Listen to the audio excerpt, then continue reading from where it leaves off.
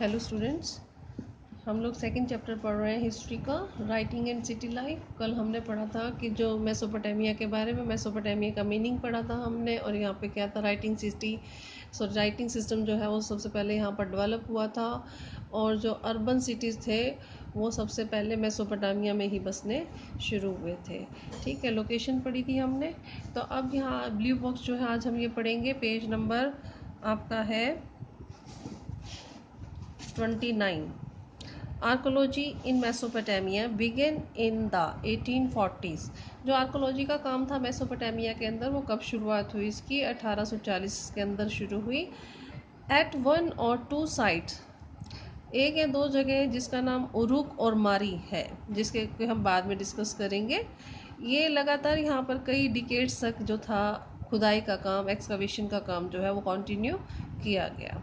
No Indian site has ever seen such long term project. किसी भी Indian site में इतना लंबा प्रोजेक्ट जो है वो नहीं छेड़ा गया था। Not only can we study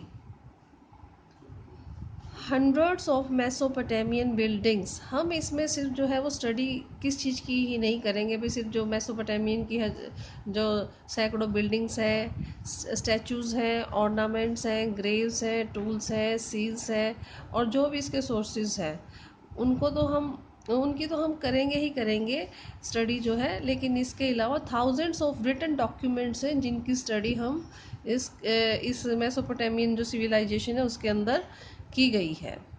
clear है यहाँ तक? अब Mesopotamia was important to Europeans.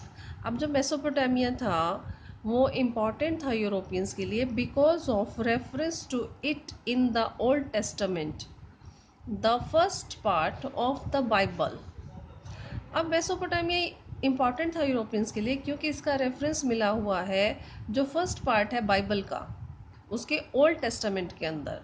Testament जैसे श्लोक टाइप का या पैराग्राफ टाइप का जो जिसमें उसमें लिखा गया है बाइबल, उसमें जो ओल्ड टेस्टामेंट बोला जाता है उनको टेस्टामेंट्स बोला जाता है। जो इसके पुराने टेस्टामेंट्स हैं उसके अंदर मेसोपोटामिया का जिक्र मिलता है, इसलिए ये यूरोपियंस के लिए इम्पॉर्टेंट है Mesopotamia. For instance, the book of Genesis of the Old Testament refer to Shimar, meaning Sumer. इसकी जो बुक है जिसमें जेनेसिस जो बुक है ओल्ड टेस्टामेंट है, उसमें इसको शिमार नाम से जो है रेफ़र किया गया है, जिसका नाम है सुमेर। ठीक है, आपको मेसोपोटामिया सिविलाइजेशन का दूसरा नाम सुमेरियन सिविलाइजेशन भी कह दिया जाता है। तो ठीक है, as a land of brick built cities, ऐसी जगह, ऐसी लैंड जिसमें कि ईंटों से बने हुए शहर थे। Travellers and scholars of Europe look on Mesopotamia as a kind of ancestor lands.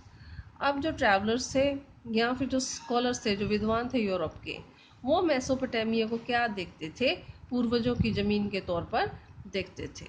And when archaeological work begin in the area, There was an attempt to prove the literal truth of the Old Testament. अब जब यहाँ पर archaeological का काम शुरू कर दिया गया तो यहाँ पर जो भी ओल्ड टेस्टामेंट्स के अंदर लिखा गया था उसकी सच्चाई को साबित करने की जो है कोशिश जो है वो की गई है। अब नेक्स्ट पेज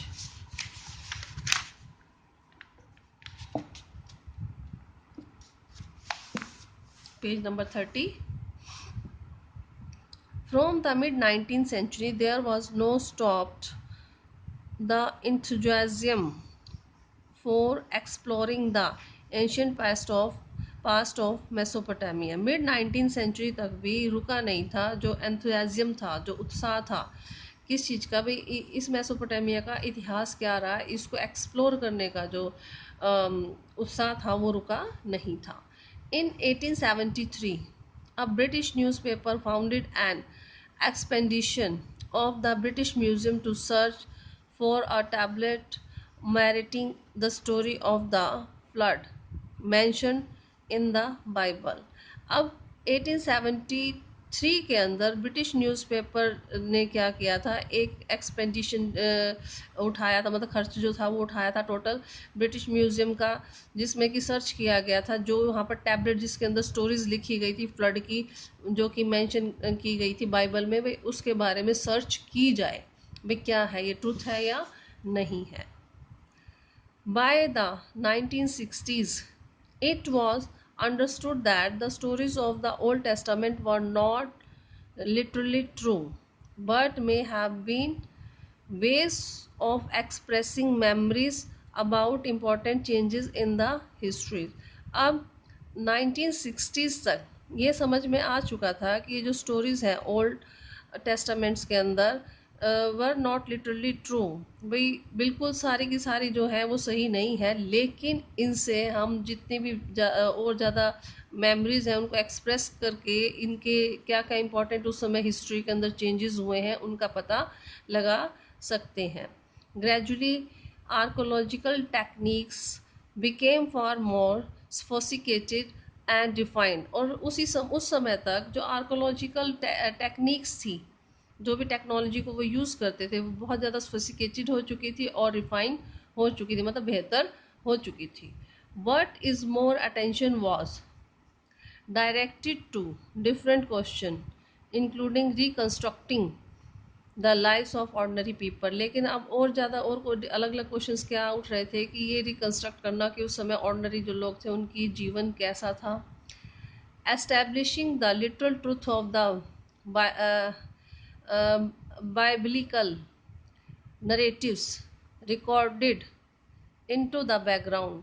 अब ये भी एस्टेब्लिश करना कि जो क्या सच्चाई है, जो भी बाइबल में लिखने वाले जो थे लेखक उन्होंने जो भी लिखा है उसके अंदर क्या सच्चाई है।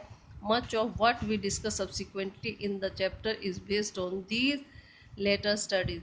अब ये सारा का सारा जो है हम इस चैप्टर में जो आगे स्टडी करेंगे तो यही है इसकी डिटेल्स। इसमें मेसोपोटामिया की ही सारी जो सिविलाइजेशन है उसके बारे में हम डिस्कस करेंगे। तो अभी आपका इंट्रोडक्शन हुआ है इस चैप्टर का, ठीक है। आज इतना ही करेंगे, यहाँ तक पढ़ के देखना, कोई प्रॉब्लम हो तो डिस्कस कर लेना। Thank you.